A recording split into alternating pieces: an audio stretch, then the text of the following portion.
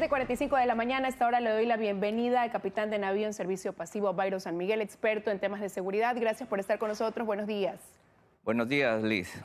Bueno, analizar lo que está pasando ha sido un tema constante, el problema de la inseguridad, pero en estos últimos días hay un repunte, al menos es lo que sentimos quienes vivimos en la zona 8, donde ha habido un incremento, 5 muertes violentas en una balacera en la cooperativa Valerio Estacio, en total en menos de 24 horas en ese día, 8 sicariatos en menos de 24 horas, algunos 1.200 muertes solamente en esta zona, pero ya en lo que va del año, hasta el 15 de junio, más de 3.000, el año pasado cerraron en 4.000, un poco más, y ya parecería que la proyección pues va a superar ese número en lo que va del 2023. ¿Ha fracasado el gobierno en esta lucha contra la inseguridad, contra la delincuencia? Estimada Alice, terminar con la inseguridad es un desafío muy complejo, que necesita acciones en los campos económico, militar, político, policial, en los campos del poder nacional. La seguridad es multidisciplinaria y multisectorial. Quiere decir que todos debemos involucrarnos en la seguridad, no solo el gobierno central. Tienen que involucrarse los gobiernos seccionales, la Corte Suprema de Justicia, la Asamblea Nacional, la misma sociedad civil, ustedes los periodistas, los empresarios, todos tenemos que aunar esfuerzos para combatir la inseguridad. Es decir, no dejarle solo al gobierno central. El gobierno central ha hecho mucho esfuerzo, ha puesto gente importante, tanto militares retirados como militares, como policías en servicio pasivo, y no están dando resultados porque hay un marco legal que es una camisa de fuerza, Liz, que impide que las Fuerzas Armadas y la policía actúen con efectividad. Ese marco legal es el que más bien apoya al narcoterrorismo. Los jueces, que es una de las patas que sostienen a esta seguridad, ¿no es cierto? Porque la seguridad, pongámosle como una mesa, ¿no es cierto?, que tiene diferentes patas. Una de ellas es la justicia, otra de ellas es el gobierno central, otra de ellas es el poder militar. La justicia no está actuando como debe ser y por eso es que no da resultados. Así haya buena voluntad del presidente, así haya voluntad política. Pero no han habido acciones tardías también porque recién están llegando municiones, recién van a llegar los chalecos. Recién van a llegar tanquetas el 10 de agosto, un equipamiento que la policía ha venido esperando también para tener una respuesta más efectiva. Recién va a aumentar el número de contingentes también y ya han cumplido 2 años de gobierno. También podemos decir que no ha habido un plan militar o un plan policial desde el principio. Esto se ha ido poco a poco acoplando y ha habido atrasos. También el asunto económico del país no está tan bien. El Ministerio de Finanzas tiene que aunar y ver por dónde saca fondos para dar a los diferentes estamentos y en los campos del poder nacional. Pero creo que hay una voluntad política. El presidente Guillermo Lasso creo que hace todos los esfuerzos y lo mismo las Fuerzas Armadas. Yo, miembro de las Fuerzas Armadas, conozco el profesionalismo de las Fuerzas Armadas y de nuestra Policía Nacional y sé que ellos hacen un esfuerzo sobrehumano, pero el marco legal, Liz, el marco legal es el que es la camisa de fuerza que impide que los militares y los policías obren con eficiencia. Por eso es que, como decía Orlando Amores, hay que esta constitución narcoterrorista acabarla.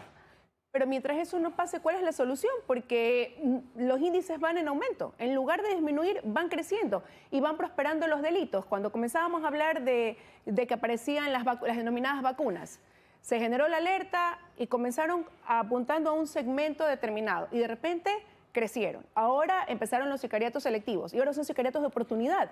En lugar de contrarrestarlos y frenarlos, lo que hacen es que van aumentando.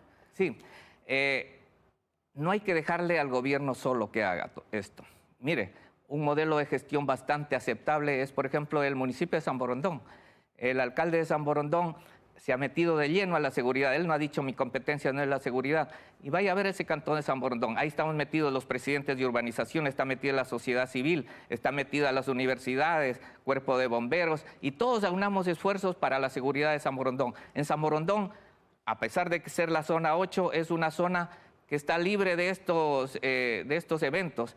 Uno que otro, pero por situaciones situaciones que pasan, pero el municipio de San Borondón es un ejemplo a seguir. Así debe ser el municipio de Guayaquil, involucrarse en la seguridad, no dejarle solo al gobierno. La Asamblea no ha hecho leyes, es decir, hay muchas de las patas que sostienen a la mesa que no han colaborado en el asunto de seguridad y por eso es que se está fracasando. Pero el gobierno ha designado a gente preparada, a gente que está trabajando y está haciendo los mayores esfuerzos. Poco a poco yo he visto que está disminuyendo los índices de seguridad. Hay estas muertes violentas, hay este secuestro que sucedió en Durán, que la UNACE lo rescató.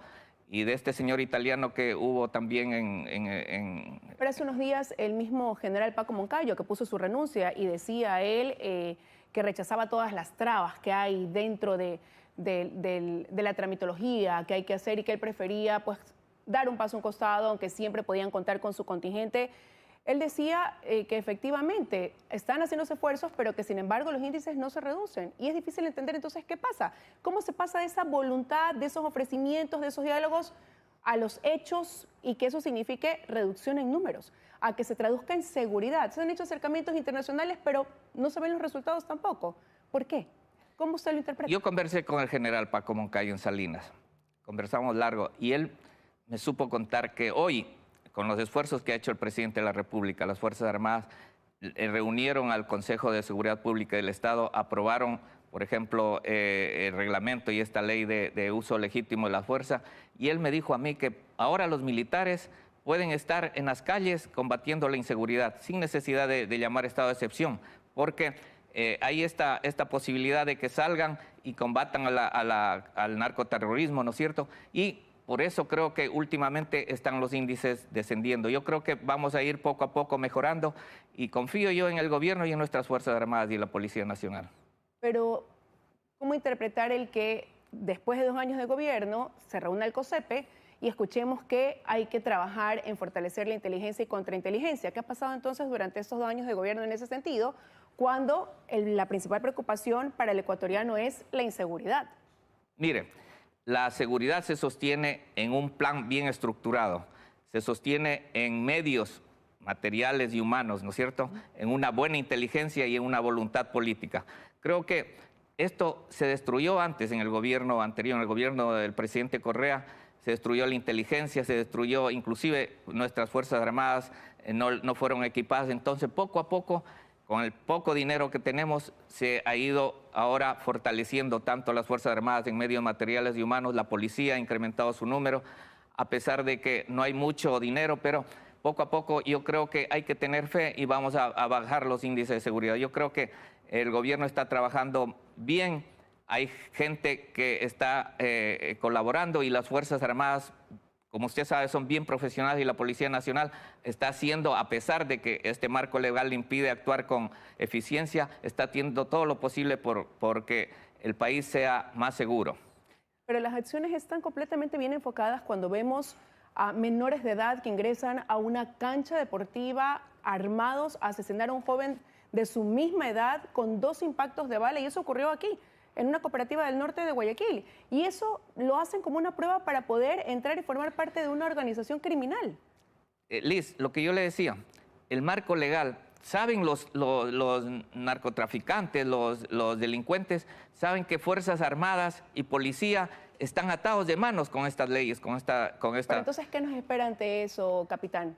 Porque la ley va a seguir siendo la ley, es lo que tenemos. Mire, por eso es que el nuevo gobierno que venga en los próximos meses, lo primero que debe hacer es llamar a un referéndum y cambiar esta Constitución, cambiar esta ley de seguridad pública y del Estado, que nos maniata a los militares para obrar con efectividad. Es la primera acción. Esto debía haberle hecho el presidente Lasso en los primeros meses de gobierno y no lo hizo. Después llamó a una consulta que lo votaron negativamente, pero cuando estaba en su esplendor de su presidencia, cuando tenía más del 80%, era que llame una consulta popular para cambiar esta Constitución, regresar si es posible a la anterior, cambiar nuestra ley de seguridad, regresar a la ley de seguridad nacional que teníamos antes. Esa sí teníamos una doctrina, ahora con esta ley de seguridad nacional, de seguridad integral, no hay doctrina, hay confusión. Es decir, todo ese marco legal hay que cambiar. Y así podemos actuar nosotros eficientemente, es decir, los militares y los policías. Para usted entonces ese debe ser un primer paso. Ese es el primero y único paso que debe hacer el nuevo gobierno. Para comenzar a recobrar esa tranquilidad y seguridad en el Así país. es, Liz. Quiero agradecerle, capitán, que nos haya dado estos minutos aquí en 24 horas, analizando este tema que es de gran preocupación para los ecuatorianos. Muchas gracias, Liz, a las órdenes. Que tenga un buen día. Son las 7:55 de la mañana. Milton, con esto ya estamos prácticamente despidiendo. Y no se olvide, si es que se olvidó o no vio o quiere repetir.